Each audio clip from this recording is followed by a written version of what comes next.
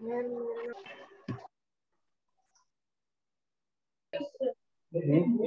हटा दे जा। Mic mic बंद रखो।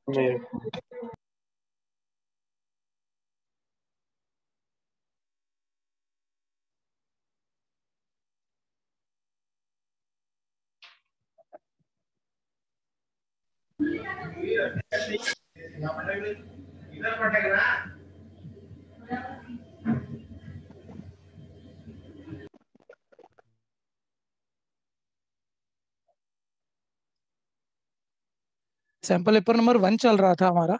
1 मार्कर हम 24 नंबर के क्वेश्चन पूरा कर रहे हैं।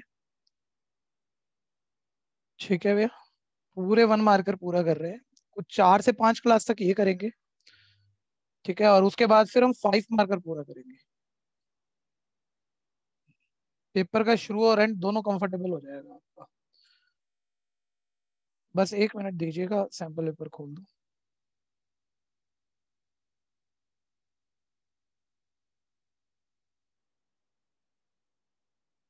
पेपर 1 अभी बीच में ही था, कुछ ही किया था अभी हमने।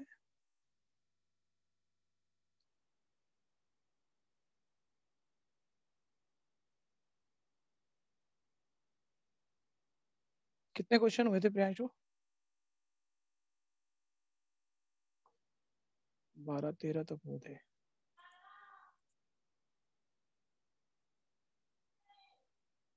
भाई बता देना बाकी बच्चे भी कोई।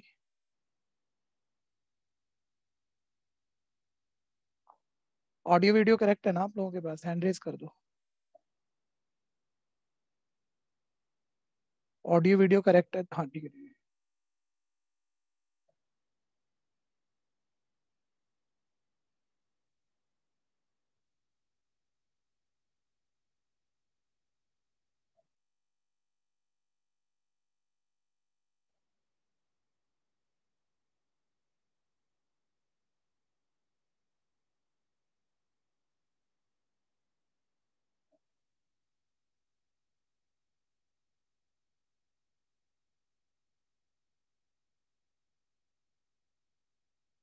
बस 1 मिनट में शुरू करेंगे।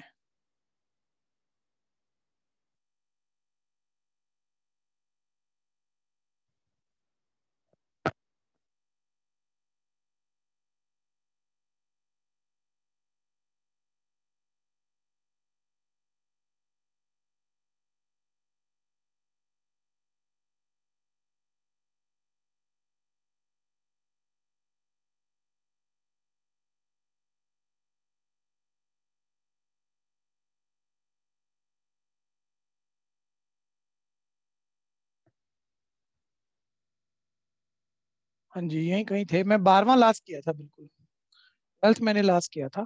मैं दोबारा बोलूंगा क्योंकि उस दिन कंसेप्ट नहीं हुआ था 12th का। लास्ट क्लास हो गया। और अब आपको 3D के क्वेश्चन निकालने में मजा आने लगेगा। ध्यान से देखते रहना। एक ज्वाइन करा लें बच्चों को।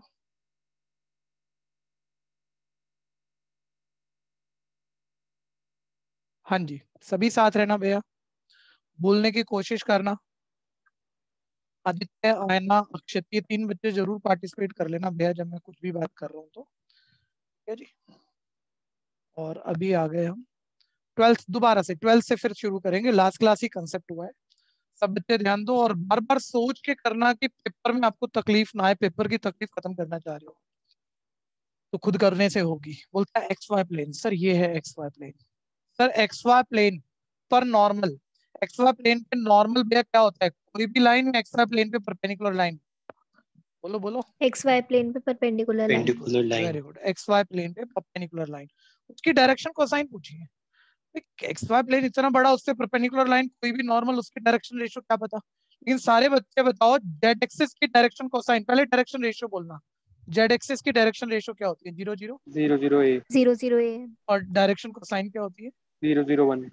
ठीक है भैया। अच्छा, अगर ये भी परपेंडिकुलर है एक्स वाई प्लेन पे, तो ये भी परपेंडिकुलर है भैया। देखो एक्स वाई प्लेन पे, तो दोनों आपस में क्या हुए? जल्दी बोलो।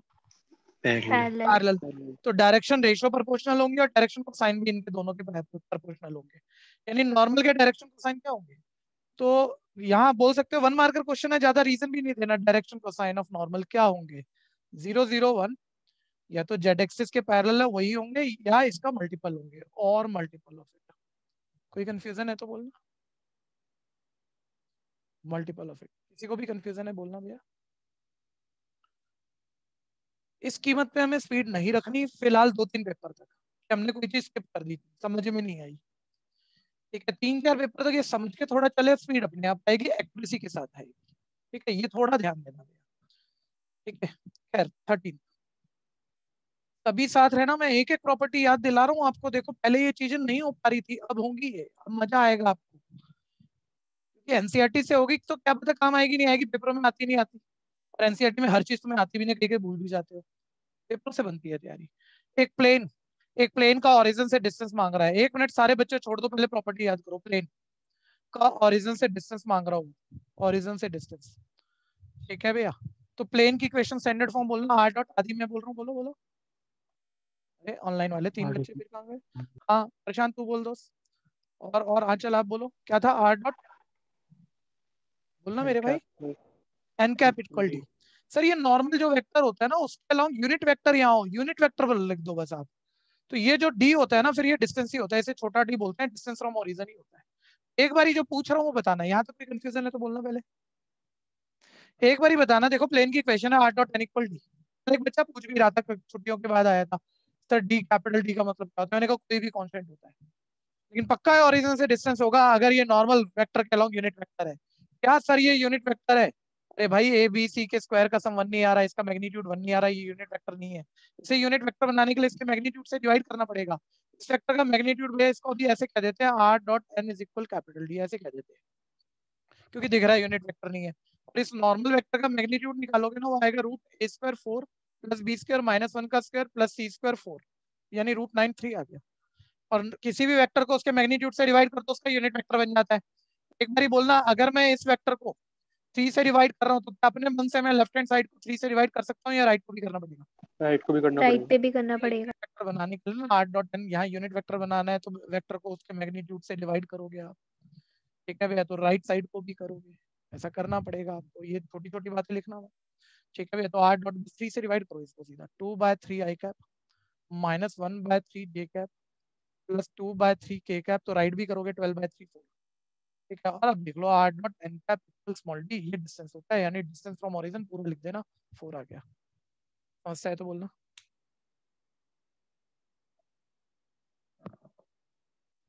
सैंपल पेपर करते हैं हम, ना कम कर रहे होते ना ज्यादा कर रहे होते, ठीक है भैया। बेहतरीन तैयारी है, मैंने पहले भी कई बार कहा है, सभी सब्जेक्टों की ऐसी तैयारी आपको करनी ही चाहिए, सभी सब्जेक्टों की। बीएसटी एक चैप्टर तैयार हो गया, उसको 15 पेपर से खत्म कर, अब फाइनल होगा। उससे पहले वो फाइनल नहीं होगा, किताब में कंफ्यूजन रहेगी तुम्हें कि पूरी किताब का सारा चैप्टर, हर चीज तो आती नहीं, कोई कोई भूल जाता हूँ मैं। 15 सैंपल पेपर कर ले, कॉन्फिडेंस भी आ जाएगा और नंबर नंबर भी 90+ आ जाएंगे। सभी सब्जेक्टों में करना है ऐसा। Next 14th, find the vector equation of a plane whose distance is 7 unit from the origin. ध्यान से देखना भैया, ओरिजिन एक प्लेन की इक्वेशन बनानी है, इक्वेशन ऑफ प्लेन। कोई बच्चा बताएगा? एक तो मैंने छोड़ दिया, बोलो ना। Vector vector equation. बनानी है सर, वेक्टर। जबकि जबकि इस प्लेन का ओरिजिन से डिस्टेंस आता है, बोलते रहना, ओरिजिन से डिस्टेंस को कैपिटल डी कहते हैं, स्मॉल डी कहते हैं? Small D. Small D sir, small D 7 है, ठीक है भैया। और नॉर्मल वेक्टर दिया है, नॉर्मल वेक्टर को एन वेक्टर कहते हैं भैया, एन वेक्टर, ठीक है। वो नॉर्मल वेक्टर दिया है प्लेन पर, जो भी नॉर्मल वेक्टर होगा। 1 मिनट भैया, ऐसे सुन लेना जरा थोड़ा सा। क्या बोले सर? नॉर्मल वेक्टर और प्लेन की इक्वेशन का फॉर्मूला होता था R dot normal equal capital D. चल तेरे पास नॉर्मल वेक्टर है, कैपिटल डी थोड़ी मालूम है अपने को, ठीक है भैया। कैपिटल डी नहीं मालूम है, ध्यान देना, तो फंस जाएंगे ना, ठीक है भैया। तो सर ये वाली फॉर्म पे ले रहे हो, दूसरी वाली लो ना, R dot N cap equal small D. Small D मतलब डिस्टेंस फ्रॉम ओरिजिन है, और डिस्टेंस फ्रॉम ओरिजिन 7 है, वो तो डाल ही सकते हो। और यहाँ नॉर्मल वेक्टर नहीं, उसके अलोंग यूनिट वेक्टर चाहिए, तो कोई भी वेक्टर है तो उसके अलोंग यूनिट वेक्टर तो बना ही लोगे, इस वेक्टर के अलोंग यूनिट वेक्टर तो बना ही लोगे आप। एन कैप वेक्टर एन को उसके मैग्नीट्यूड से डिवाइड कर दोगे, ठीक है। यूनिट वेक्टर आ जाएगा, वो यहाँ डालो, डिस्टेंस फ्रॉम ओरिजिन यहाँ डालो, इक्वेशन। कंफ्यूजन है तो बोलना।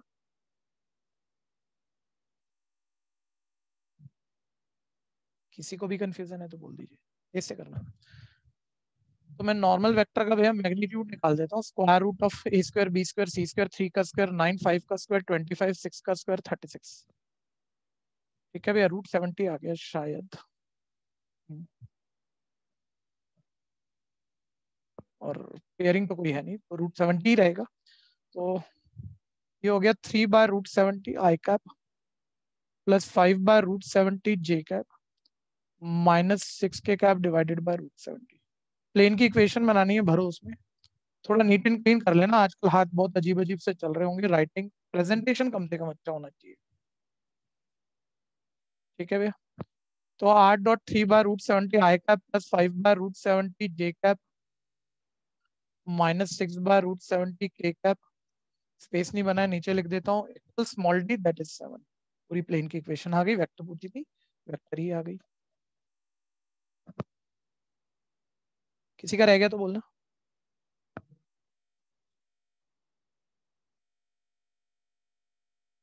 यहाँ पूरे नंबर बनने शुरू हो जाएंगे। युवराज भैया कोई दिक्कत महसूस हो रही है तो बोलो। नहीं भैया। ठीक है, अब बस मैं ये कह रहा हूँ, एक नहीं सभी बच्चों को कह रहा हूँ, कोई भी अभी किसी भी तरह की क्लास छूटने मत देना। नेक्स्ट 15th, प्रोबेबिलिटी के भी नहीं छोड़ रहे भैया। वैसे याद आ रहा हूँ, मैंने प्रोबेबिलिटी अरिहंत से और एनसीईआरटी से 2 जगह से आपको करा दी थी, यहाँ से तो शायद याद नहीं, मैंने स्कूल पेपर से नहीं कराई थी। प्रोबेबिलिटी ऑफ ए 0.4 है, तो करो, अभी तो पूरा 24 नंबर शुरू का तो निपटा ही रहे हैं। प्रोबेबिलिटी ऑफ बी 0.8 है, तेज करना जरा, जो भूल रहा हूँ पूछ लेना, कोई भी दिक्कत लग रही हो तो। बी बाय 0.6 है, और ए यूनियन बी पूछी है। Probability of A union B, वही 11th वाला हमेशा वाला बेसिक फॉर्मूला सर, यूनियन का formula first plus second minus intersection. ठीक है, जो जोन सा फॉर्मूला भूल रहा हो ना भैया, ज्यादा टेंशन लेने की वजह वो फॉर्मूला रट लेना। अब कंसेप्ट तो बार बार तो नहीं बोले जा सकते सर, मतलब यूनियन आ जाएगा, ए पता है, बी पता है, इंटरसेक्शन चाहिए, तो यार ये कुछ पता है, इसका फॉर्मूला आप सोच चुके हो। Probability of first upon second का फॉर्मूला क्या होता है? First intersection second upon probability of second. बस इसमें एक ही प्रोबेबिलिटी डालोगे, शिफ्ट मारोगे, इंटरसेक्शन आ गई, तीनों चीजें यहाँ डालोगे, यूनियन आ गई, काम खत्म। कंफ्यूजन है तो बोलो। तेज करना, तेज, अच्छी राइटिंग से करना। ठीक है, कॉमन चांस रिक्वायर्ड है, निकालना चाह रहे हैं हम लोग। ए का चांस 0.4 है। ठीक है, बड़ी अजीब अजीब गलतियां होती है भैया जब तुम्हें आ जाता है तब। ठीक है भैया, जैसे क्रॉस मल्टीप्लाई करते 2.4 लिख दिया, डेसिमल का ध्यान ही नहीं दिया, एक एक दो डिजिट। छोटी बात बोल रहा हूँ, लेकिन गलती खूब करते हैं बच्चे। Probability of A 0.40, probability of B 0.80, common chance 0.24। ठीक है भैया, और 0.96 आ गया। कंफ्यूजन है तो बोलना। जो भी नहीं कर पा रहा है उसे बोलना है भाई, ये वजह से मेरे से नहीं हो रहा क्वेश्चन। अब कल वाले डे पे आप थोड़ा, कुछ 2-3 बच्चों को दिक्कत आ रही थी, तो हमने कल वाले डे की जगह आज वाले डे पे मेरी पूरी कोशिश रहेगी कि अब रोज क्लास ले ही लूँ मैं 9 से 10 पे। ठीक है जी।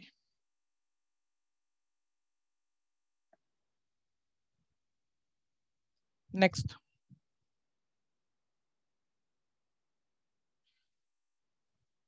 इसमें जो अभी तक हमने कहीं 1 मार्कर कहीं कवर उतना किया नहीं, वो है application of directivity maximum minima वाली प्रॉब्लम। बट प्रॉब्लम जो है केस स्टडी में आपको पता है पक्का आती है। ठीक है, तो 18 क्वेश्चन करने, हर पेपर में एक क्वेश्चन वो भी होने जा रहा है आपका। 16th पर ध्यान दो। The probability of new purchase television and refrigerator will be working 10 year hence are this and that. ठीक है भैया, वो बोल रहा है कि कोई टेलीविजन 10 साल के बाद भी वर्क कर रहा होगा, वर्किंग कंडीशन में होगा, चांसेस 7/15। और रेफ्रिजरेटर भी वर्किंग कंडीशन में रहेगा, चांसेस 7/10। प्रोबेबिलिटी बतानी है दोनों वर्किंग कंडीशन में ना रहे 10 साल बाद। 1 मिनट, सारे जवाब देना, छोटी बात है जवाब देना। टेलीविजन 10 साल बाद भी वर्किंग में होगा, उसका 15 में से 7 चांस है, 7/15। तो 10 साल बाद वर्किंग में नहीं होगा, उसका चांस क्या होगा, जल्दी बोलो। 8/15। 8/15। 8/15 सर, 1 - 7/15। ठीक है, रेफ्रिजरेटर 10 साल बाद वर्किंग नहीं होगा, 3/10 मतलब 3/10। 1/7/10। और बोल रहा है 10 साल बाद दोनों ही वर्किंग में ना हो, मतलब टेलीविजन भी वर्किंग में ना हो, रेफ्रिजरेटर भी वर्किंग में ना हो, उसका चांस बता दो। ठीक है, तो टेलीविजन भी वर्किंग में नहीं है, 8/15। रेफ्रिजरेटर भी वर्किंग में नहीं है, 3/10। कर दो कैलकुलेशन, आ गया आंसर। कंफ्यूजन है तो बोल देना। 4/25। नेक्स्ट, हाँ जी, वर्ड प्रॉब्लम आ गई, मैक्सिमम मिनिमम की आ गई। जो बच्चे भूल रहे हो भैया, देखिए अगर मैं आपको 6 मार्कर 5 मार्कर जो मैं बोलता था नॉर्मली कि पुराने सिलेबस में 6 नंबर का क्वेश्चन था और अब नए सिलेबस में 5 का होना चाहिए, सुन लो ध्यान से एक बारी। तो ये सेक्शन 5वां पार्ट जो आखिरी सेक्शन में 5 मार्क 3 क्वेश्चन है उसमें नहीं आ रहा। ये केस स्टडी में ही आ रहा है। केस स्टडी में 4 पार्ट करने हैं, 5 में से मतलब 4 नंबर का रह गया अभी। ठीक है, तो अब ये मतलब मैं पूरे पूरे कराऊं ना, ये पूरी एनसीईआरटी और उसका एक्स्ट्रा कराऊं जो मैंने एक बार पहले भी करा रखा है। अब ये वो लाइन एंड लेंथ नहीं रह गई है। अब ये केस स्टडी में ना थोड़ा सा अलग दिखता है, तो वो केस स्टडी करके ही तैयार होगा। वो क्वेश्चन में एनसीईआरटी के और सारे रिपीट मरवाऊं उसका कोई मतलब ही नहीं है। अब मतलब 20 30 40 50 पेपर से उठा के उतनी केस स्टडी कर दो इसकी, मतलब जब तक कॉन्फिडेंस ना आए तब तक कर दो। ये अब केस स्टडी करके तैयार होगा, क्योंकि फर्क है बातों में। ठीक है, क्या फर्क है अब सुन लो, समझ में आ जाएगा, देख लो। तभी साथ रहना भैया। अरे आसान हो गया केस स्टडी में क्वेश्चन, पहले बहुत बढ़िया था। कब तो सारे हिंट इसके पूछने से मिल जाते हैं हम लोग। देखते रहना, ध्यान से सोचना, जो भूले पड़ते हैं। कंसेप्ट सारे बोलूंगा मैं। The shape of the window of a house is given in the form. Window का शेप दिया हुआ उसने, देख लो, रेक्टेंगल, रेक्टेंगल के ऊपर सेमी सर्कल है, ऐसा शेप है। अच्छा, ये डायमेंशन हम बना लेते हैं थोड़े से जो इसमें दिए हैं। ठीक है भैया, साथ रहना सारे, सोचना ढंग से। 2x है, ये रेक्टेंगल की लेंथ ब्रेथ तो 2x 2y दिए, ऊपर एक सेमी सर्कल ज्वाइंट किया है। ये विंडो हो गई। आगे बढ़ते हैं। The parameter of the window, parameter पूछ रहा है भैया पहली बार कि पैरामीटर अगर आप लिखोगे तो क्या लिखोगे। 1 मिनट बोलना शुरू करना। वैसे तो यार ये क्या बात है, ये 2y हो जाएगा। अच्छा, ये 2x है तो ये सामने वाला, जैसे अगर 2x होना ही चाहिए रेक्टेंगल का अपोजिट, ये रेडियस है x होना चाहिए। और आधे सर्कल की बाउंड्री पूरे की 2 पार होती है, आधे की पायर होती है, तो पाई आर का मतलब x है, यानी पाई x हो जाएगा। ये मेरे ख्याल से 12वीं के बच्चे को इसमें तो क्या बता लूंगा मैं, लेकिन 1 मिनट मेरी हेल्प करना। पैरामीटर अंशु भाई बताएगा, ठीक है, वही स्क्रीन देख के बोल। ये पैरामीटर जब मुझे लिखना है तो पैरामीटर में ये वाली लाइन आएगी कि नहीं आएगी, बस इतना बता दे। नहीं आएगी। बाकी भी ध्यान देना, और कोई मूवमेंट नहीं है यहाँ पे। सर पैरामीटर तो ये पूरा बाउंड्री लोगे ना, ये बीच में तो बस ठीक है, वो ज्वाइनिंग के लिए उसने दिखा दिया था। पैरामीटर तो बस बस ये पूरी बाउंड्री है। तो ऐड कर लो, देखो 2x प्लस 2y क्या हो जाएगा, 4y प्लस 5x। ठीक है, ऑप्शन देखनी पड़ेगी कौन सी है, और पहली दिख गई मेरे ख्याल से, फर्स्ट पार्ट ही दिख रहा है, वही ऑप्शन है। फर्स्ट पार्ट आंसर है। कंफ्यूजन है तो बोलना। आसान हो गया ना, सारे हिंट अपने आप चले गए, बहुत आसान हो गया। लेकिन करने हैं, मैं कह रहा हूँ, अगर उसको करा तो ये नहीं कर सकते, क्या वो बहुत बढ़िया है। ठीक है, और इसको करा पाई तो एक्स वो नहीं कैसे है। आया ठीक है, फुल फ्लैप क्वेश्चन नहीं होने। क्या कह रहे हैं बोलना। सर? पाई एक्स कैसे आया? पाई एक्स कैसे आया, ओके। पूरे सर्कल की बाउंड्री बच्चे 2 पायर होती है ना, सरकमफ्रेंस, पूरे की सरकमफ्रेंस 2 पायर, और आधे सर्कल भैया की बाउंड्री पायर का आधा है कि नहीं। भैया हाँ जी, भैया रेक्टेंगल का perimeter 2 into length plus breadth होता है, तो 2 इंटू मैं 2x बोल प्लस लूं 2 मेरे y भाई, बस होगा, बस तो बस ये बस बस, रुक तो जा प्रभु। बस आप तो एक शब्द बोल लिया और पता लग जाता है आप क्या कहना चाह रहे हो। ठीक है, आपका क्वेश्चन भी ले रहा हूँ, 1 मिनट सुन लेना, आपसे ही बुलवा लूंगा, आप भी ठीक ही बताओगे मेरे को। 1 मिनट, जो बच्चा कह रहा था भाई पाई एक्स कैसे आया, पूरे सर्कल की बाउंड्री 2 पायर, तो आधे की बाउंड्री 2 पायर का आधा पायर, तो ये आधे की बाउंड्री ले रहे थे पायर, और रेडियस का मतलब यहाँ एक्स था, चेक करो, तो रेडियस की जगह एक्स लिख दिया। बोलो इसमें दिक्कत है, क्वेश्चन ओके सर, सारे ओके। रखना अपने हर तरह के। दूसरा बच्चा भाई जो कह रहा है, भाई पुनीत 1 मिनट चेक करियो। पुनीत मेरे को ये बताएगा, इस विंडो की बाउंड्री की लेंथ में क्या रेक्टेंगल की पूरी बाउंड्री आ रही है या नहीं आ रही। पुनीत बोलना। भैया आ रही है, कैसे आएगी, विंडो ये है, अब तो रेक्टेंगल तू की बोल आ विंडो रही ये है। है, बोलना। अरे बोल, खाली विंडो रेक्टेंगल है। हाँ भैया, नहीं है, रेक्टेंगल प्लस सेमी सर्कल है ना। अरे तेरे घर में रेक्टेंगल विंडो प्लस होगी, सेमी ऐसे होगी सर्कल ना, ये थोड़ी है है। बीच हाँ में भैया, कुछ लगा देगा। लेकिन किसी को शेप बताएगा फोन करके, शेप क्या है, तो क्या बोलेगा ऐसे, है कि नीचे एक सी है 90 के एंगल पर, ऊपर एक आर्क, ऐसे थोड़ी बोलेगा। बोलेगा रेक्टेंगल के ऊपर सेमी सर्कल शेप है, तो शेप कैसे बोलेगा। लेकिन बाउंड्री तो यही बनेगी ना, बीच में तो पूरा स्पेस ओपन होगा ही, हाँ कि नहीं। जल्दी हाँ बोल भैया, जल्दी। ठीक है जी। हाँ भैया। हाँ जी, आ जाओ वापस। तो पैरामीटर, अभी भी क्वेश्चन अपने क्वेश्चन लेकर रखना भैया, पूरे टॉपिक के पूरे निपटाने हैं आपको, जो जो पूछ सकते हो सारा पूछ लो। नॉर्मल था पैरामीटर ये तो। आगे देखते हैं, बढ़िया बढ़िया भी आएंगे, इसमें कई चीजें अलग तरीके से भी सोचनी पड़ेंगी। अब बोलता है area of function of x when parameter is given. 1 minute रुक जाना, ठीक है, सारे होल्ड कर दो। बोल रहे हम पैरामीटर ना गिवन देंगे, देखो याद करो कि वहां पर वो कहता था पी पैरामीटर है इस फिगर का, और पी गिवन है, तो मैं आपको कहता था भैया वो पी को गिवन कह रहा है, यानी बताना पी चेंज हो सकता है, वैरी कर सकता है, फिक्स रहेगा, फिक्स रहेगा। यानी ये कांस्टेंट है। ठीक है, फिर 1 मिनट मैं क्या कहता था पहले उससे मैच कर लो, ये क्या पूछ रहा है उसको छोड़ो। मान लो आपने पैरामीटर गिवन है, आपने पैरामीटर का एक रिलेशन बना के रख लिया। ठीक है, यहाँ वेरिएबल भैया 2 हैं, एक्स और वाई, जो चेंज कर सकते हैं। अब उसने कहा भैया इससे मैक्सिमम लाइट एडमिट हो पाए इस विंडो से, ठीक है, तो इसके डायमेंशन बता दो। लाइट ज्यादा से ज्यादा इस विंडो से तब जाएगी जब इसका एरिया ज्यादा से ज्यादा हो। तो आप एरिया को मैक्सिमाइज करते थे, तो एरिया फंक्शन कुछ भी बना लेते थे हम, ऐसे रफ बातें करना भैया, रेक्टेंगल का एरिया प्लस आधे सर्कल का एरिया, रफ बातें कर रहा हूँ अभी मैं। ये पूरी विंडो का एरिया है। जब मैं कहता था इसे मैक्सिमम प्रूफ करना है आपको, तो मैं कहता था ये ना सब वन वेरिएबल होना चाहिए, तीन तीन चीजें नहीं चलेंगी। चलो लेंथ हमने 2x डाल दी, ब्रेथ हमने 2y डाल दी, रेडियस हमने x डाल दी, वो डाल दी हमने, रेडियस यहाँ x थी ध्यान देना, ठीक है भैया, लेकिन वेरिएबल तो दो है x और y। तो फिर हम कहते थे इस गिवन से मैं या तो x को y या y को x डिपेंडेंट बना के डाल दूं। सब तुम्हें सोचना पड़ता था ना। मैं कह रहा हूँ केस स्टडी में कम से कम वो बहुत चीजें आसान कर गया, वो पूछ रहा है हर चीज, पूछने में आधी बातें बता रहा है, बोल रहा है एरिया फंक्शन बताओ, किस पे डिपेंडेंट बताओ, खुद कह रहा है x पे डिपेंडेंट बताओ, जबकि p गिवन है, ये p गिवन है और पहले पार्ट में करा चुका है आपको, कोई दोबारा भी नहीं सोचना।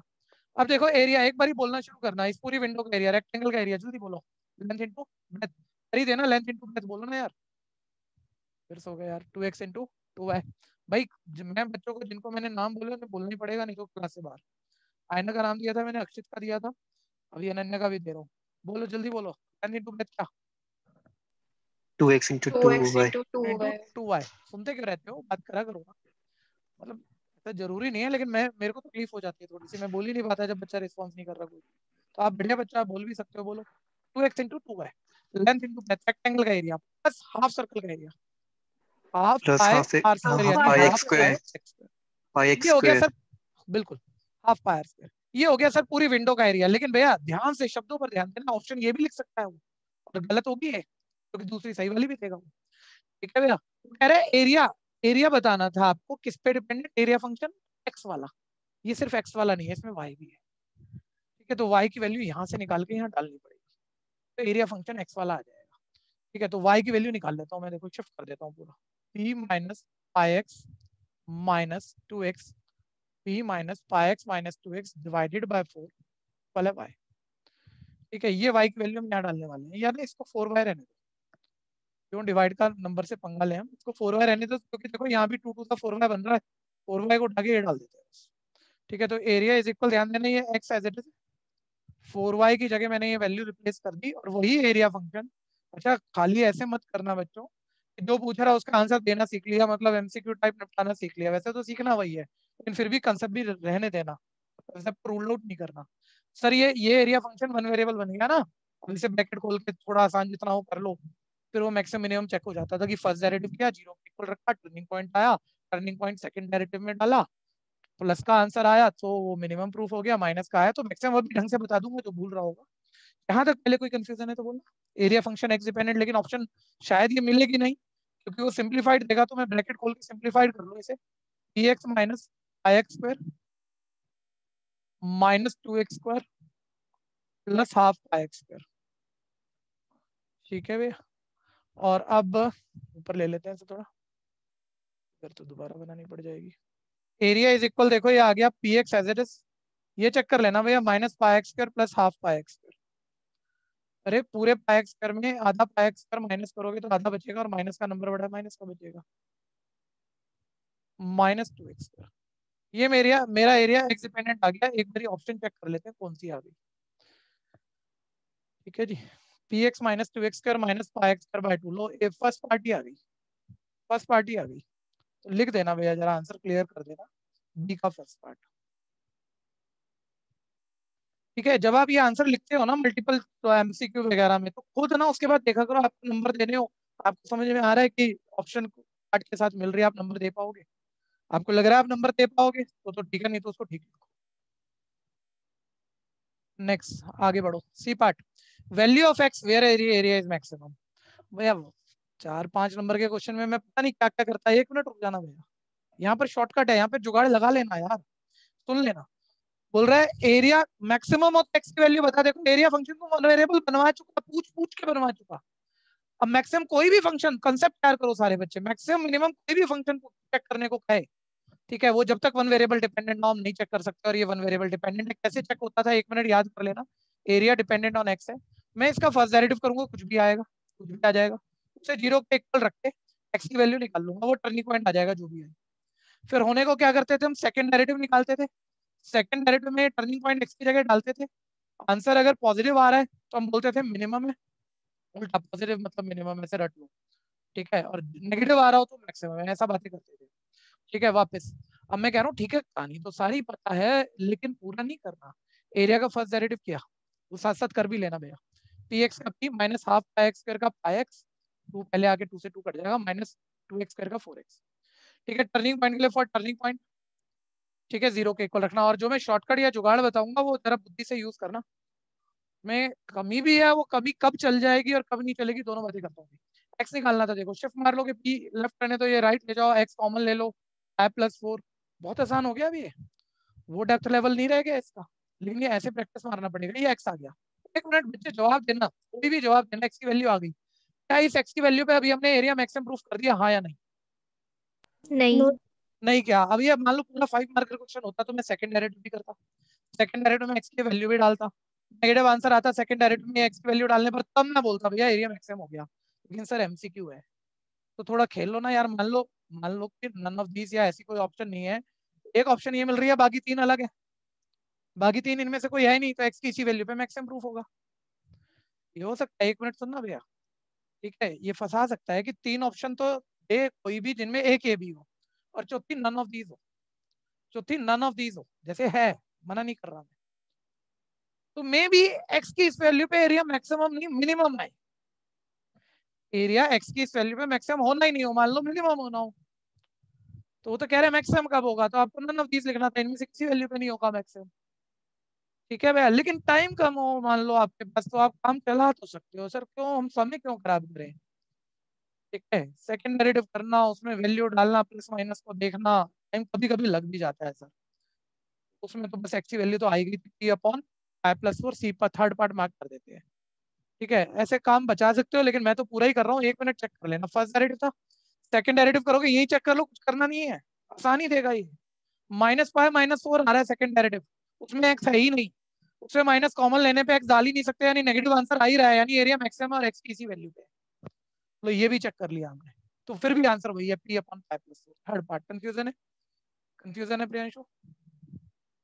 बोलो भाई, और कोई दिक्कत है तो बोल देना।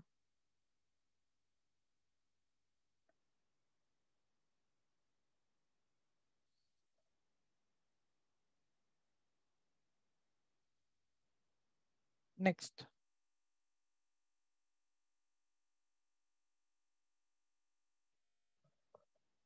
टुकड़ा टुकड़ा करके सब चीजें हिंट के साथ आ रही हैं, आराम से हो जाती है, एक प्रैक्टिस के बाद तो जिसको बहुत ही बढ़िया लगता होगा वो भी करके आएगा।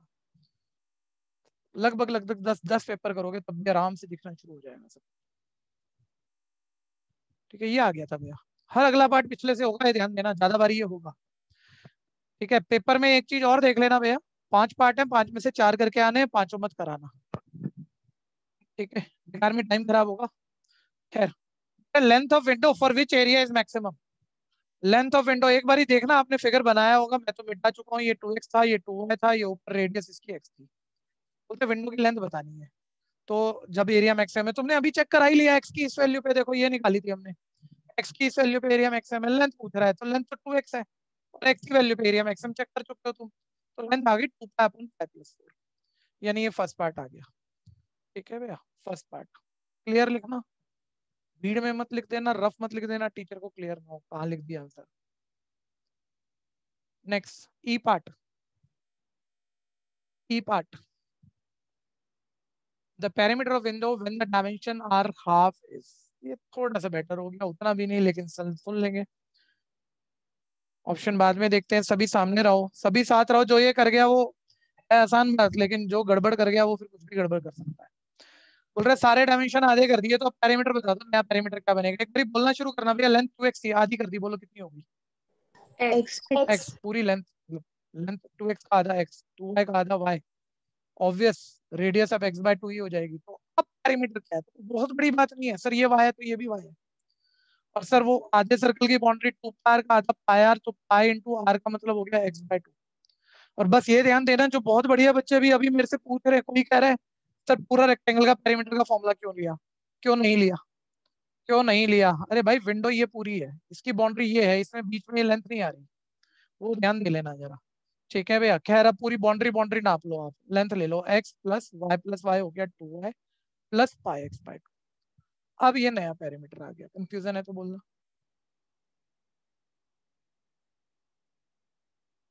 ठीक है, ऑप्शन देखनी पड़ेगी भैया कौन सी मैच हुई, कोई बोल देना कौन सी मैच हो गई। थर्ड पार्ट x प्लस, नहीं थर्ड कहाँ हुई, नहीं कोई भी नहीं हुई। देखो ध्यान से देखो, एक बच्चा तो गलत बोल गया। कौन सी मैच हुई बताओ भाई, कोई भी नहीं हुई ना। नन ऑफ ये दीज बोलो फर्स्ट ना। फर्स्ट है, फर्स्ट मैंने तो देखी नहीं। यस भैया फर्स्ट हुई। फर्स्ट है। फर्स्ट है, कहाँ है भाई फर्स्ट, भैया the none of first. These parameter है, of the none of window. These है। एक मिनट रुक जा भाई, जो फर्स्ट कह रहा है 12वीं का ही तो बच्चा होगा वो, उसको एलसीएम का भी नहीं पता क्या। अरे भाई ये ऐसे ही गड़बड़ हो जाएगी मेरे भाई। ये देखो डिवाइड में 2 है, अब इसको डबल ऑफ पैरामीटर थोड़ी पूछा उसने, पैरामीटर पूछा है, इस 2 को कहाँ ले जाओगे, कहीं खा थोड़ी जाओगे इसको। ठीक है भैया, तो फर्स्ट नहीं है, ये जल्दबाजी में होता है। ये नहीं कह रहा मैं तुम्हें एलसीएम भी नहीं सिखा सकता, कोई तो बात नहीं बता सकता ऐसे में, फिर क्यों गलती कर रहे हो। ठीक है, फोर्थ आ गया नन ऑफ दिस, कंफ्यूजन है तो बोलो। ये जो पहले पेरीमीटर निकाले तो उसको ही हाफ कर देते। ऐसे नहीं होता मेरे भाई, ऐसे थोड़ी होता है। अच्छा मैंने तेरे को आज खाना आधा खिलाया, तो कल तेरा साइज भी आधा हो जाएगा क्या, जल्दी बोल। नहीं, है तो फिर तो यही बात कर रहा है, डायमेंशन आधे होने से एरिया आधा हो जाएगा कि पेरीमीटर आधा हो जाएगा, ऐसा नहीं होता। ठीक है, नेक्स्ट, मजा आया भाई ये तो।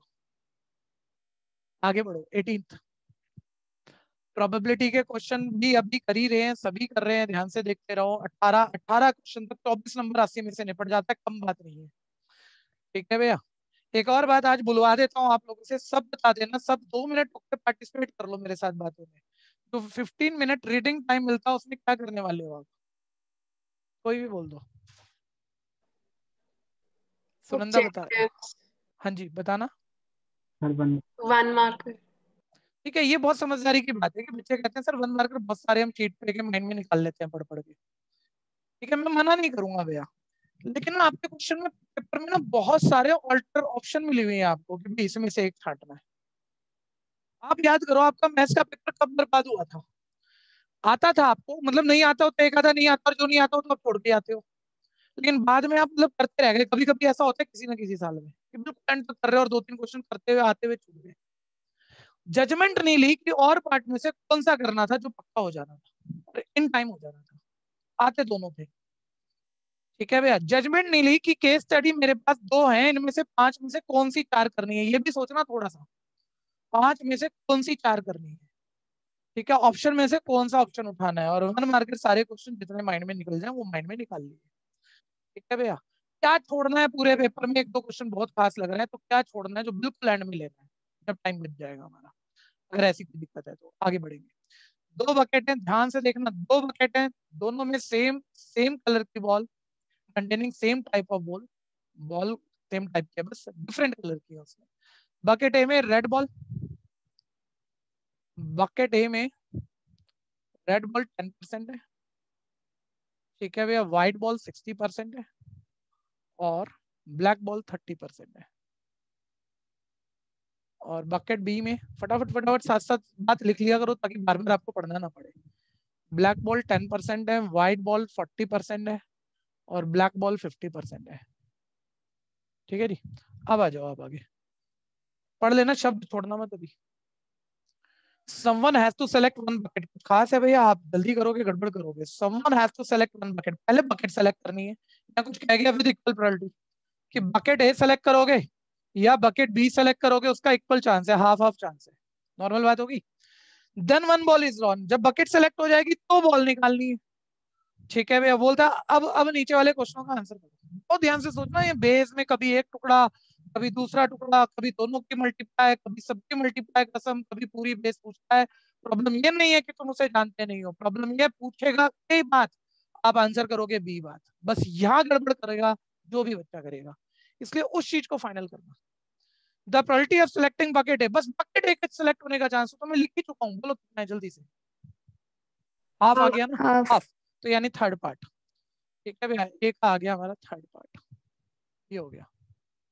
ठीक, नेक्स्ट बी, ध्यान से देखते रहना, सैंपल स्पेस, सैंपल स्पेस। आशीष ट्राई मारेगा भाई, सैंपल स्पेस बोलेगा, पहले बकेट उठाइए, सैंपल स्पेस लिखना है, चांस वांस कुछ नहीं, और फिर बॉल उठाइए। सर आशीष, पहले हाँ बोलो बोलो बोलो। Sir 1, R। चलिए बहुत बढ़िया। अच्छा एक थोड़ा सा इस पेपर की कमी है, वो बकेट को 1 बकेट और 2 बकेट की ए और बी बकेट बोला था पहले, लेकिन आंसर में अपने आप ही बदल रहा है। अब इतना ना तुम्हें अपनी समझदारी से कभी आ भी जाए तो पकड़ना पड़ता है कि सर वो पहली बकेट को अब यहाँ 1 लिख रहा है और दूसरी को 2 लिख रहा है, ए और बी की जगह। तो चलो, और यही वाला होगा, देखो ये बच्चा बोलना शुरू हो गया था, बोल रहा था पहले बकेट उठाई या तो पहली उठाऊंगा, उससे एक बॉल निकाली है, अब बकेट 1 से या तो रेड निकाल लूंगा, या बकेट 1 से व्हाइट निकाल लूंगा, या बकेट 1 से ब्लैक ब्लू निकाल लूंगा, जो भी है ब्लैक ही होगी, चलो ठीक है। या बकेट 2 से ब्लैक व्हाइट, क्या है, रेड था ये, मैं रेड था।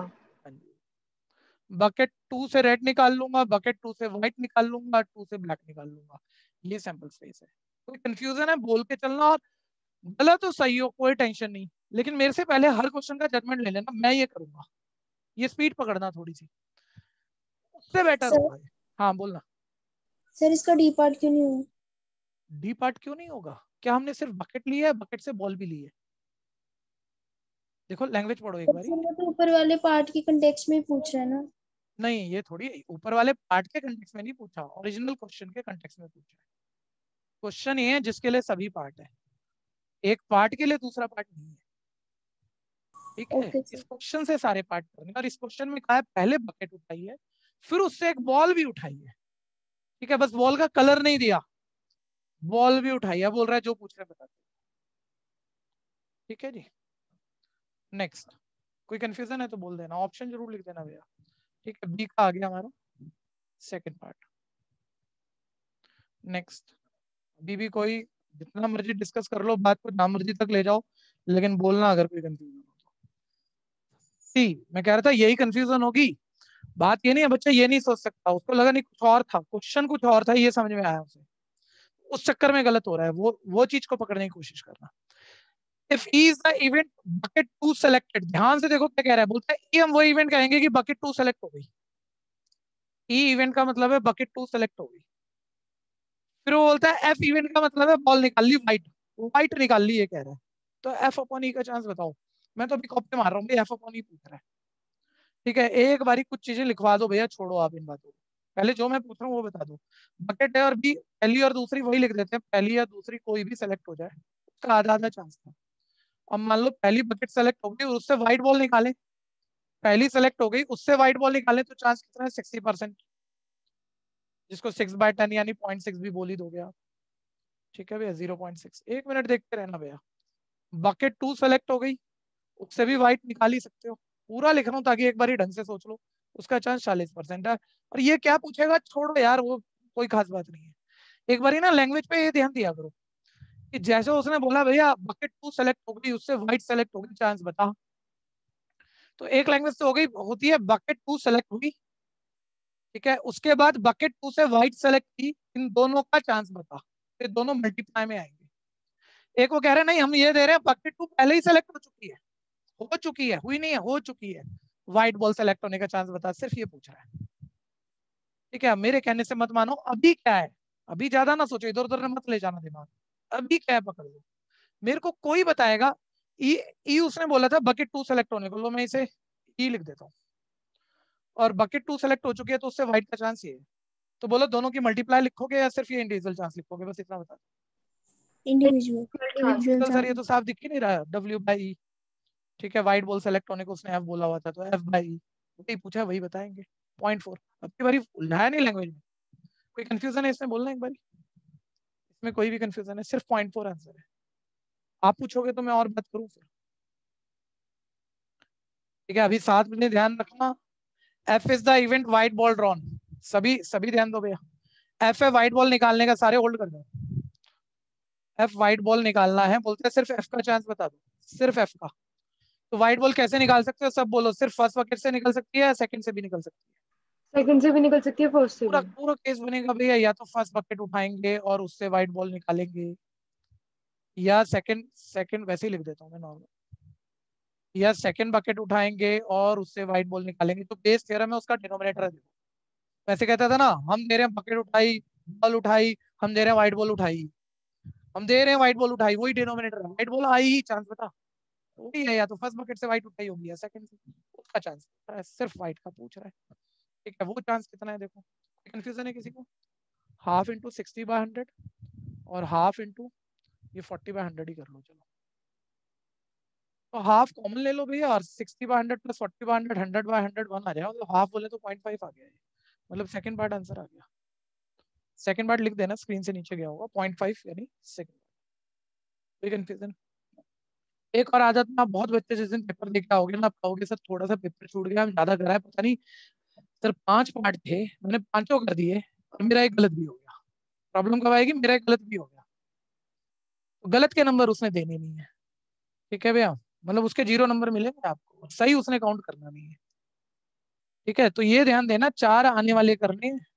ठीक है, ये आदत बहुत बच्चे आजकल, हम पेपर चेक कर रहे हैं दिख रहा है, पांचों कर देते हैं, उसमें एक गलत होता है, तो हम गलत भी काटते हैं और एक सही भी काटते हैं। ठीक है भैया, नेक्स्ट ई पार्ट पे ध्यान देना। If white ball is on, बोलता व्हाइट से निकाली है हमने, फर्स्ट विकेट से निकाली है, चांस बता दो। 1 मिनट बार बार मत करना भैया, यहाँ केस स्टडी में फायदा यही है कि इन्होंने केस स्टडी बनाई इसलिए है कि बच्चा जो टॉपिक मुश्किल होते थे पुराने सिलेबस में उसको मुश्किल ना लगे, टुकड़ा कर करके पूछे। व्हाइट बॉल निकाली ही है, तो अभी आपने व्हाइट बॉल का चांस किया ही था, याद हो तो, कि या तो फर्स्ट उठाएंगे और व्हाइट निकालेंगे, या सेकंड बकेट उठाएंगे व्हाइट निकालेंगे, और अभी कर आगे पूरा हाफ आया था, वो हाफ नीचे लिख दो ना। व्हाइट निकाली ही है डिनोमिनेटर, और किससे व्हाइट निकाली है? फर्स्ट से, तो फर्स्ट सेलेक्ट हुई और उससे व्हाइट निकाली है, ये चांस पूछ रहा है आपसे। व्हाइट निकाली है, डिनोमिनेटर ये रहेगा जो अभी निकाला था, और फर्स्ट से व्हाइट निकाली है, उसका चांस पूछ रहा है। दिक्कत है प्रियांशु? किसी और को दिक्कत है? हाफ से हाफ कट गया भैया, 60/100। अब जैसा आंसर हो वैसा, डेसिमल में तो 0.6, वैसे रैशनल पूछा है तो 3/5 आ गया, यानी फर्स्ट पार्ट आ गया। कंफ्यूजन है तो बोलना।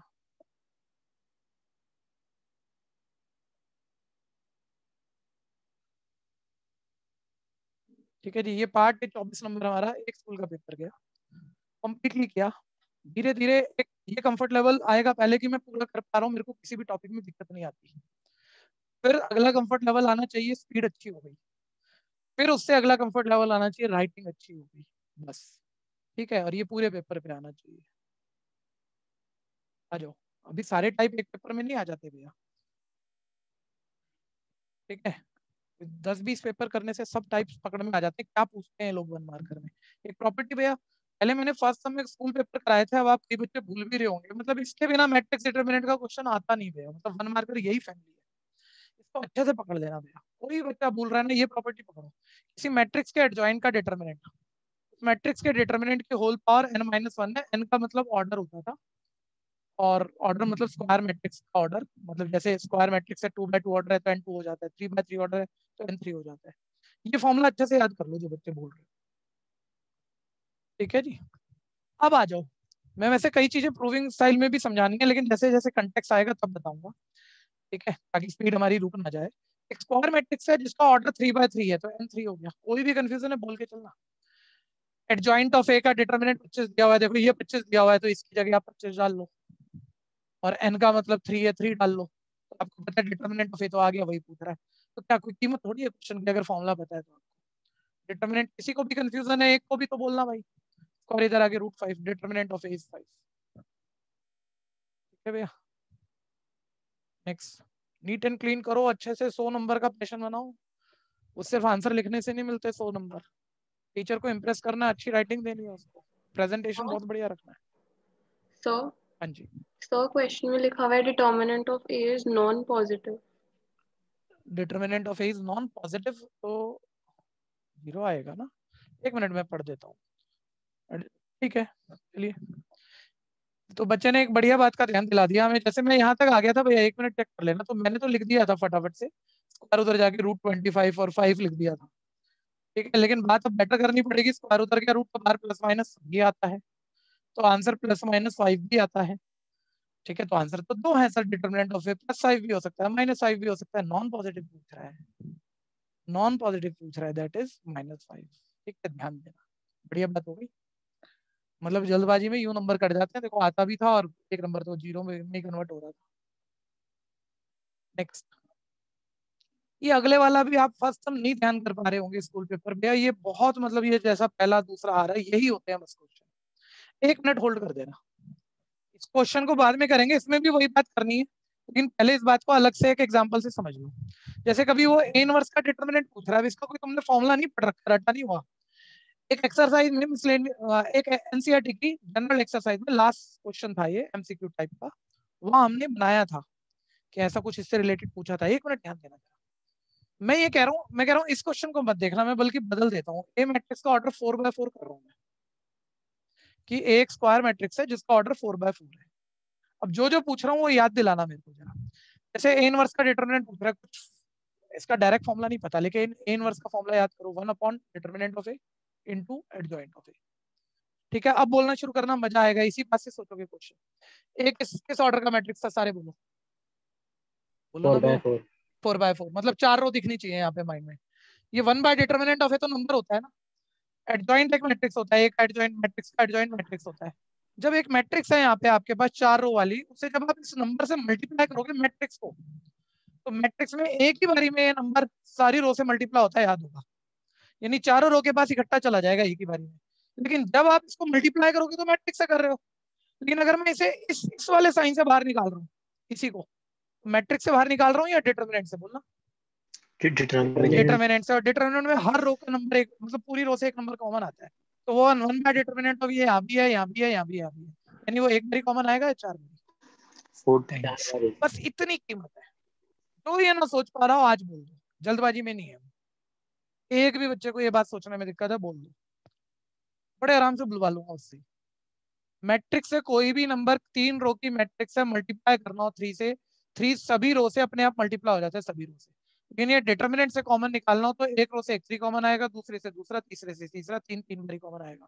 तो मल्टीप्लाई मैट्रिक्स से करना है और कॉमन हम डिटरमिनेंट से निकालना है, तो इससे फर्क आता है। सोचो जब ये क्वेश्चन मेरे को करना हो, मैं सिर्फ यही वाला करवा लूँ, चलो 2 बारी हो गए, पहले 4x4 ऑर्डर।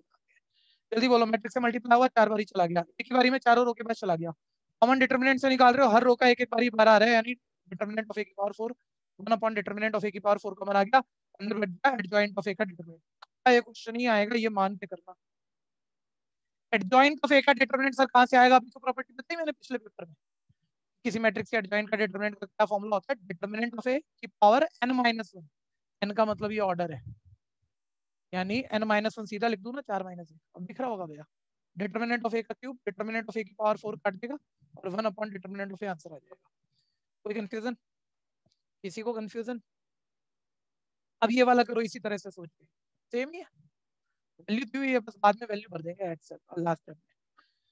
बोल रहा है ए स्क्वायर मैट्रिक्स है जिसका ऑर्डर 3/3 है, यानी n/n का मतलब 3/3 हुआ, यानी n हुआ 3।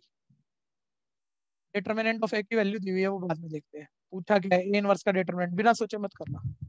ए इनवर्स का डिटरमिनेंट तो 1 अपॉन ए इनवर्स का फॉर्मूला अंदर डाला, 1 upon determinant of A into adjoint of. ठीक है, अब ध्यान से देखो, ए मैट्रिक्स 3/3 ऑर्डर का था, 3 रो है इसमें, इसके एडजॉइंट में भी 3 रो होंगी। नंबर मल्टीप्लाई होगा, तीनों रो के साथ मैट्रिक्स में चला जाएगा, लेकिन डिटरमिनेंट से बाहर निकालोगे और हर रो से एक एक बारी, यानी 3 बार ये पूरी चीज बाहर आएगी, अंदर बचेगा एडजॉइंट ऑफ ए का डिटरमिनेंट। ठीक है भैया, 1 अपॉन डिटरमिनेंट ऑफ ए का क्यूब, और एडजॉइंट ऑफ ए के डिटरमिनेंट का फॉर्मूला डिटरमिनेंट ऑफ ए की पावर n-1, और n का मतलब 3 - 1 2 आएगा, तो ये आपस में कट गया, यानी 1 अपॉन डिटरमिनेंट ऑफ ए आ गया, और डिटरमिनेंट ऑफ ए 4 था, आंसर आ गया। 1 मिनट और रुकना भैया, सोच के कर रहा हूँ की कोशिश कर रहा हूँ कि कंसेप्ट सही से जाए, कुछ और इधर उधर पूछ ले तो आप कहानी बना पाओ। बच्चा बोले सर जुगाड़ बना लेते हैं इसका। आपने देखो 4/4 का करा, तब भी लास्ट में 1 बाय डिटरमिनेंट ऑफ ए आया, 3/3 का करा, तब भी 1 बाय डिटरमिनेंट ऑफ ए आया, 2/2, 5/5, तब यही आ रहा है सर, इसका मतलब वो लास्ट से भी आ रहा है, तो याद कर लो। ठीक है भाई, कर सकता है, कौन मना कर रहा है, 1 नंबर का क्वेश्चन है, कोई रीजनिंग तो मांग नहीं रहा तेरे से। ठीक है भैया, तो 1 ए इनवर्स के डिटरमिनेंट को 1 बाय डिटरमिनेंट ऑफ ए कह सकते हो, याद रह जाए तो वैल्यू डाल देना।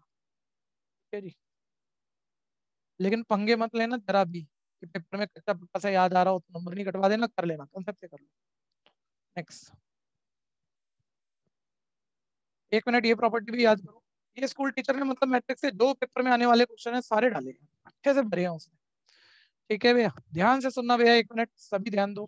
एक मैट्रिक्स मान लो 3/3, ऐसे ही रफ आइडिया ले लो, 3/3 ऑर्डर की है। ठीक है, चलो पहली रो लिखता भी हूँ, याद होगा, पहली रो पहला कॉलम, पहली रो दूसरा कॉलम, पहली रो तीसरा कॉलम, ऐसे सारे लिख सकते हो, सब पोजीशन लिख सकते हो। याद करना किसी मैट्रिक्स के पूरी रो के सारे एलिमेंट को उसी रो के कोफैक्टर, इसी रो के कोफैक्टर को याद होगा सी से लिखते थे, C11 पहली रो का कोफैक्टर, C12 C13, ठीक है भैया। एक किसी भी रो के एलिमेंट को उसी रो के कोफैक्टर से मल्टीप्लाई करके ऐड कर दो, A11 C11 plus A12 C12 product का सम, इनकी प्रोडक्ट का सम ऑलवेज उसी मैट्रिक्स का डिटरमिनेंट आ जाता है। मान लो ये मैट्रिक्स है, इनकी प्रोडक्ट का सम डिटरमिनेंट ऑफ ये आ जाता है। पूरा सुन लेना, ये जरूरी नहीं यही क्वेश्चन पूछेगा, दो बातें हैं, अगर इसे तैयार करना क्वेश्चन घुमा भी सकता है। मैं ये नहीं कह रहा पहली रो के एलिमेंट को पहली रो के कोफैक्टर से मल्टीप्लाई करके ऐड करो डिटरमिनेंट ऑफ ये आएगा। मैं कह रहा हूँ किसी भी रो के एलिमेंट को उसी रो के कोफैक्टर से मल्टीप्लाई करके ऐड करो डिटरमिनेंट आएगा, या कॉलम किसी भी कॉलम के एलिमेंट को उसी कॉलम के कोफैक्टर से मल्टीप्लाई करके ऐड करो तो भी डिटरमिनेंट आएगा। लेकिन नॉर्मल है ये, तुमने यूज भी किया था और अभी भी यूज हो रहा है तो याद आ ही जाएगा। ठीक है, एक और बात थी भैया, तो अब पहले दोनों प्रॉपर्टी सुन लेना, फिर उसके बाद पंगा भी सुनना कि जब ये उलझाता है तो आपको कैसे उलझाता है। ठीक है, पहली रो के एलिमेंट, पहली रो के cofactor C11 C12 C13 multiply करके ऐड करा, डिटरमिनेंट आएगा सर, आप कह चुके हो। अब दूसरी रो के एलिमेंट देखते हैं, A21 A22 A23, ध्यान से देखना। दूसरी रो के एलिमेंट को पहली रो के कोफैक्टर से, मतलब किसी भी रो के एलिमेंट को अदर रो के कोफैक्टर, कोई अदर रो के कोफैक्टर से मल्टीप्लाई करके ऐड करा तो ऑलवेज जीरो आता है, ध्यान देना, ये कम यूज होता है। ठीक है, ये भी ध्यान रखना, किसी भी रो के एलिमेंट को उसी रो के कोफैक्टर से नहीं, किसी अदर रो के कोफैक्टर से मल्टीप्लाई करके ऐड करो, ऑलवेज जीरो आता है, ये प्रॉपर्टी भी याद रखना। ठीक है भैया। अब होता क्या है, देखो मान लो तुम्हें दोनों पता है, थोड़ी प्रैक्टिस से पता ही होगा। अब ना वो पेपर में ऐसे लिखता है, देखो समस्या कहाँ है, समस्या को पकड़ना, आंसर को मत पकड़ना। AIJ उसने बोला मैट्रिक्स है 2/2 ऑर्डर के, डिटरमिनेंट ऑफ -15 कुछ दे दिया, CIJ बोलता है कोफैक्टर होंगे, AIJ एलिमेंट होंगे बोल दिया। और वो कह रहा है भैया इसका मतलब बता, तो बच्चा इतना जल्दी में आता है, वो कहता है यार एलिमेंट को कोफैक्टर से मल्टीप्लाई किया है, एलिमेंट को कोफैक्टर से मल्टीप्लाई किया है तो मतलब डिटरमिनेंट आएगा। अरे भाई ये देखना, इनकी पोजीशन देखनी पड़ेगी ना, उसी रो के एलिमेंट उसी रो के कोफैक्टर से मल्टीप्लाई में तो डिटरमिनेंट आएगा, और अगर ये कोफैक्टर किसी अदर रो के है तब डिटरमिनेंट नहीं, तब जीरो आएगा। ये एक बार ही चेक कर लो, पोजीशन सेम सेम है ना, 2 1 2 1 2 2 2 2 बिल्कुल सेम है सर। जिस रो के ये एलिमेंट है उसी रो के कोफैक्टर है, मल्टीप्लाई होके ऐड आए हैं हुए हैं, यानी इससे हमारा डिटरमिनेंट ऑफ ए आएगा, और डिटरमिनेंट ऑफ ए उसने दिया हुआ है -15 है, यानी आंसर इसका -15 होगा। कंफ्यूजन है तो बोलना।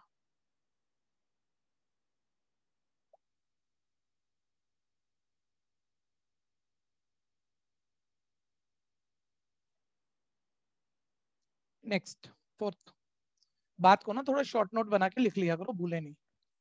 जीरो वाली बात थी ना, ठीक है, तो एक ऐसे दे देते A11 A12, मान लो 2/2 ऑर्डर है, उसका कोफैक्टर C11 C12 मल्टीप्लाई करके ऐड करेंगे, डिटरमिनेंट आएगा। ये पहली रो के एलिमेंट है, लेकिन कोफैक्टर मान लो दूसरी रो के पकड़ लो, एक ऐसा एग्जांपल दे दो, किसी रो के एलिमेंट को किसी दूसरी रो के कोफैक्टर से मल्टीप्लाई करके ऐड करो, जीरो आएगा। ठीक है, ऐसे सोच के लिख दो, एक बार एक बात बन जाती है। फोर्थ क्वेश्चन पे आगे ध्यान दीजिएगा। एक सेट है 1 2 3 4, पिछली क्लास में मैंने काफी कंसेप्ट इसका दिया था, रिलेशन फंक्शन का आपको। ठीक है, अब ध्यान दे लेना, एक सेट है, एक बार इस सेट के जो सभी मेंबर हैं वो एक बार रफ आइडिया ले लेना, जब A क्रॉस A करते हो तो 4 × 4 16 मेंबर का सेट आता है। अब इतना बड़ा तो कौन लिखेगा, 16 मेंबर का सेट। ठीक है भैया, जिसमें वो 1,1 2,2 रिफ्लेक्सिव वाले सारे मेंबर 3 3 4 4 है, बाकी अदर मेंबर भी है, वो एक रफ आइडिया रखना सामने, ध्यान रखना। एक रिलेशन दिया है, दूसरा ट्रांजिटिव है कि नहीं इतना चेक कर दो, तो ज्यादा बातें नहीं करेंगे, जैसा क्वेश्चन है स्पेसिफिक उसे ही पकड़ेंगे। एक बार भैया ट्रांजिटिव है कि नहीं है चेक करना है, लेकिन ना पहले मैं सेम सेम वाले एलिमेंट उतार रहा हूँ अपने कंफर्टेबल लेवल के लिए, ताकि मैं आपको आराम से समझा पाऊँ। इसमें 1 1 भी है, इसमें 2 2 भी है, रिफ्लेक्सिव सारे एलिमेंट दे दिए भैया, इसमें 3 3 भी है। एक मिनट बात को पकड़ना, क्या कहना चाह रहा हूँ। 4 4 भी है, रिफ्लेक्सिव में चारों पकड़ा दिए मेरे को। फिर कुछ अदर भी है देखो, जिसमें सेम सेम एलिमेंट नहीं है, जैसे 1 2 है, फिर उसके बाद जैसे 1 3 है।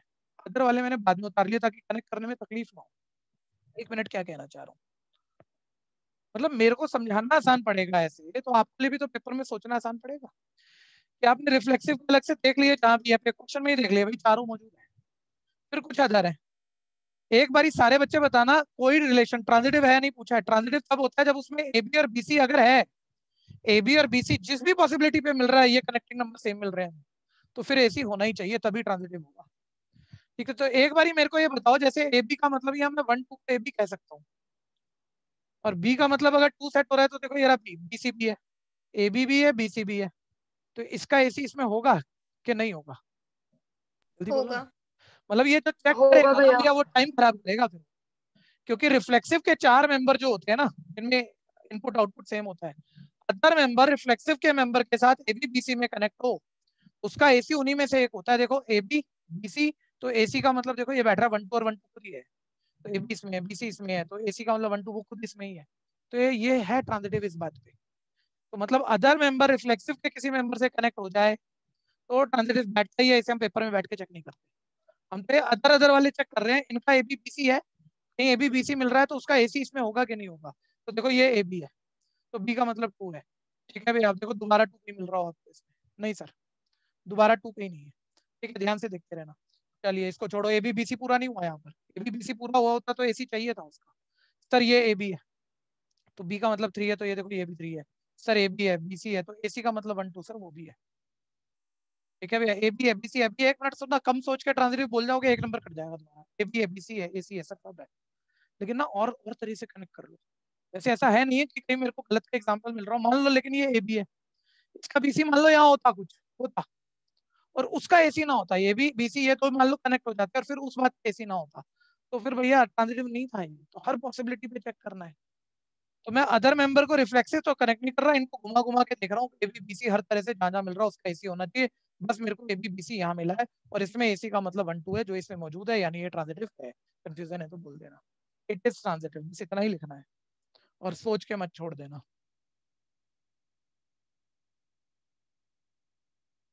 फिफ्थ,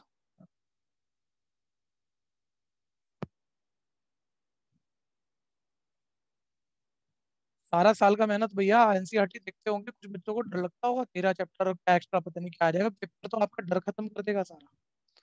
यही आना है बस, लेकिन ज्यादा पेपर करने हैं। एफ की मैपिंग है रियल टू रियल, कोई भी फंक्शन डिफाइन कर रखा है और बहुत छोटी बच्चों वाली क्वेश्चन बना रखे हैं, F of 4 plus F of -1 plus F of 3 की वैल्यू पूछ रहा है। तो भैया ये तो आप मतलब 11वीं के शुरू में बोल देते, सर फंक्शन की 4 पे वैल्यू निकालनी है तो पहले 4 के इक्वल पे फंक्शन तो पकड़ो, कि एक्स 3 से बड़ा है, 3 से बड़े में ही 4 आ रहा है तो फंक्शन ये है, 3 से बड़े में ये वाला लेना और 3 से बड़ा 4 ही डालना है, तो यहाँ 4 डाल दो, तो देखो एफ ऑफ 4 8 आ जाएगा। किसी को कंफ्यूजन है तो बोल लेना। ठीक है, एफ ऑफ -1 सर, -1 भैया 1 से छोटे वाली वैल्यू में ही -1 आता है, तो 1 से छोटे पर यानी -1 पर वैल्यू निकालनी है आपको, तो फंक्शन ये वाला लेना होगा, इसमें -1 पुट कर दोगे -3 आ जाएगा। किसी को कंफ्यूजन है तो बोल लेना। ठीक है, एफ ऑफ 3, एग्जैक्ट 3 पर फंक्शन क्या है, एग्जैक्ट 3 के इक्वल पर देखो यहाँ इक्वल भी है, एग्जैक्ट 3 के इक्वल में फंक्शन ये वाला लेना, तो इसमें 3 डाल दो तो 3 का स्क्वायर 9 आ जाएगा। ठीक है भैया, और सॉल्व कर दो तो ये आंसर आ गया। कंफ्यूजन है तो बोलना। बस आपके पेपर वेपर मेरे को सबके पता है, पेपर प्रैक्टिकल वगैरह चल रहे हैं, ऐसे कोशिश करके 1 घंटे की क्लास मैनेज करना बस। ठीक है भैया, रिजल्ट अपने आप बढ़िया बनेगा। ठीक है जी, और जैसे ही पेपर प्रैक्टिकल से फ्री हो जाओ, ढंग से जैसे बताया जाएगा एक बार बता दूंगा, पूरा मैथ्स वैसे निपटा लेना, बढ़िया नंबर आएंगे। ठीक है जी, गुड बाय, जा सकते हैं। भैया हाँ जी, ऐप में भी बैच आता नहीं है अब, बैच आता नहीं है, 1 मिनट हो गया तो हाथ ले शो जाओ, नहीं हो रहा। अभी की अभी हो जाएगा, मैं अभी कर देता हूँ। मेरे पास बैठ, नाम बोलना भाई, अक्षित गुप्ता। अक्षित गुप्ता। हाँ अक्षित भाई, ये थोड़ा सा ऑफिस वालों की तरफ से ऐसा कुछ हुआ होगा कि फीस शायद ड्यू तो नहीं है आपकी कोई। आज ही दिए भैया, आज ही अच्छा दिए। आज ही दी। मैं तो वैसे भी एक्टिवेट करूंगा। अक्षित,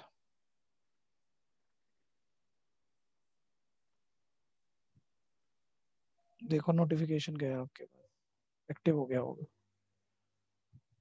ठीक है भैया। ठीक है जी, और कोई दिक्कत किसी को तो बोलो। भैया वो बाकी क्लासेस का वीडियो पे यूट्यूब पे वीडियो कब आएगी बाकी बहुत क्लासेस? जल्दी, 1 या 2 दिन में, उससे ज्यादा नहीं। ओके भैया। सारी लगभग लगभग ऑन हो चुकी है, 1 मिनट सुन लो। मैं बस, आप ऑलरेडी आ चुकी हैं, सिर्फ आपको देखना है, अगर आप अभी देखना चाह रहे हो तो। कैसे देखनी है वो, जब आप यूट्यूब चैनल पे जाओगे ना तो प्लेलिस्ट पे चले जाओ, ऐसे नहीं दिखेंगी सारी वीडियो। प्लेलिस्ट में सारी वीडियो जनरल हो रखी है इस वक्त भी, और आपके कंफर्ट लेवल के लिए मैं सभी सब्जेक्ट की 1 मिनट, सारे बच्चे सुन लेना, आपने बीएससी नहीं पढ़ी, आपने इको नहीं पढ़ा, ठीक है, सबकी प्रीमियम क्लास आपको पूरे साल की मिलेंगी सब बच्चों को। उसकी पूरी एक मतलब डिटेल बनाकर मैं प्लेलिस्ट के लिंक बनाकर आपको शेयर कर दूंगा। तो जो सा चैप्टर और जो सा टॉपिक दिक्कत दे रहा है किसी भी सब्जेक्ट का, हम लोग जो सब्जेक्ट पढ़ाते हैं, मैथ्स है, अकाउंट्स है, इकोनॉमिक्स है, बीएसटी है, ठीक है, चारों सब्जेक्ट मिलेंगे, ठीक है, तो उससे पढ़ लेना। और ये 1.5-2 महीने तक जब तक आपका पेपर रहेगा तब तक मिलेंगे, पीछे पूरे साल का सारा टॉपिक, ठीक है भैया। और जो बच्चे मेरे ख्याल से कॉमर्स वाले बहुत होंगे उनके बड़े काम की चीज है, बीएससी नहीं पढ़े, हर सारे सब्जेक्ट की ट्यूशन थोड़ी पढ़ता बच्चा, पढ़नी भी नहीं चाहिए, लेकिन वो बीएससी जो जो टॉपिक दिक्कत दे रहा हो वहां जाके रिवाइज कर लो आप। मैं इसको पुराना भूल गए वो रिवाइज कर लो, तो काम आएगा वो। मैं 1-2 दिन में पूरी लिस्ट बना के आपको व्हाट्सएप पर शेयर करूंगा, आप भी पढ़ो और जिन बच्चों को दे सकते हो देना चाहिए उनको भी दे देना, वो भी पढ़ लेंगे, ठीक है। 1-1.5 महीने के लिए रहेगा बस, ठीक है जी, चलिए गुड बाय। सर हाँ जी, कल वाली क्लास अपलोड कर देना प्लीज। कल वाली क्लास मैंने अपलोड नहीं की, ठीक है कर दूंगा। आने वाली क्लास के जा चुकी क्लास?